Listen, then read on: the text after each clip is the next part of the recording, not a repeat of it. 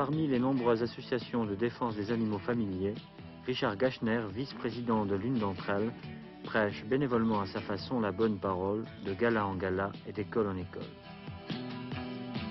C'est l'histoire d'un enfant habillé d'un manteau blanc qui vivait près de sa mère au pays des grands hivers. Il jouait sur la banquise entre les glaces et la bise comme font tous les enfants sous les yeux de leur maman. On dirait un conte de fées qui pourtant ne va pas durer. Je m'appelle Richard Gachner et je suis venu dans votre école aujourd'hui, comme je le fais dans beaucoup d'autres écoles en France, pour vous parler des animaux et plus particulièrement des chiens et des chats abandonnés, et même des chiens qui ne sont pas abandonnés. Là, je vous ai amené deux chiens, qui sont deux chiens que j'ai recueillis. Un a été abandonné dans un refuge, la petite chienne blanche et noire. Ce gros toutou-là, qui est un Pyrénéen, a été retiré à des gens parce qu'il était battu. Quels sont ceux parmi vous qui ont un chien ou un chat? Je chante les animaux, je chante la nature, c'est-à-dire qu'au départ, je suis un compositeur comme tout le monde, un auteur, j'ai fait des chansons pour des artistes de variété, et qu'ensuite, en fréquentant le monde des animaux, j'ai été amené, tout à fait sans arrière-pensée d'ailleurs, à écrire des chansons sur les animaux.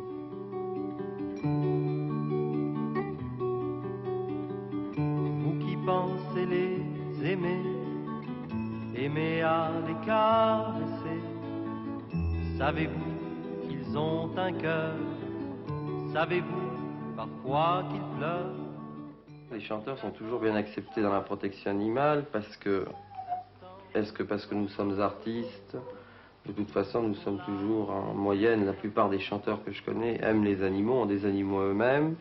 Et disons qu'ils sont acceptés dans le sens où, pour des galas bénévoles et tout, les chanteurs répondent toujours présents, ainsi que les artistes de cinéma, les peintres, tout ça, pour venir bénévolement participer à des opérations d'adoption d'animaux. Mais, à partir du moment où soi-même on rentre dans le combat, effectivement, étant chanteur, et voulant dire par là qu'on représente un métier qui représente beaucoup d'argent quand ça marche, les gens sont méfiants, pensant que justement on peut se servir de ce côté de la souffrance des animaux qui émeut souvent les gens et de s'en servir pour réussir une carrière dessus, ce qui n'est pas mon cas. Tu as un chien ou tu as un chat? Un chat. Et tu l'as depuis longtemps? 6 ans. C'est un bon copain pour toi? Oui. Et tu l'aimes, hein? Oui. Acheter un chien dans un chenil, dans un magasin, c'est un peu le considérer comme un objet. Est-ce que toi, tu penses pas, toi, quel tablier à carreaux, que d'aller acheter un chien, c'est un peu l'acheter comme une boîte de conserve? Oui. Est-ce que tu crois que est-ce que tu penses que c'est une mauvaise idée pour Noël, mettons, d'offrir un animal à un enfant? Non. Parce que c'est bien d'offrir un animal à un enfant, à vous, parce que l'avenir des animaux dépend de vous. Si vous, aujourd'hui, vous apprenez à mieux respecter les animaux, peut-être que dans 10, 20 ans, les animaux seront beaucoup moins malheureux.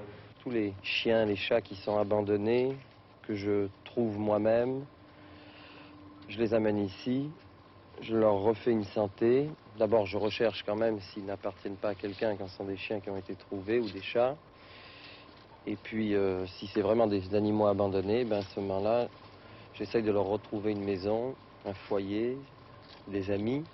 À ce moment-là, je passe une annonce dans les journaux, les gens me téléphonent. Et puis, ils viennent sur place voir si le chien correspond à ce qu'ils veulent. Et ensuite, c'est moi qui emmène l'animal chez les gens pour voir où il va vivre, car c'est très important de voir dans quelles conditions l'animal va vivre.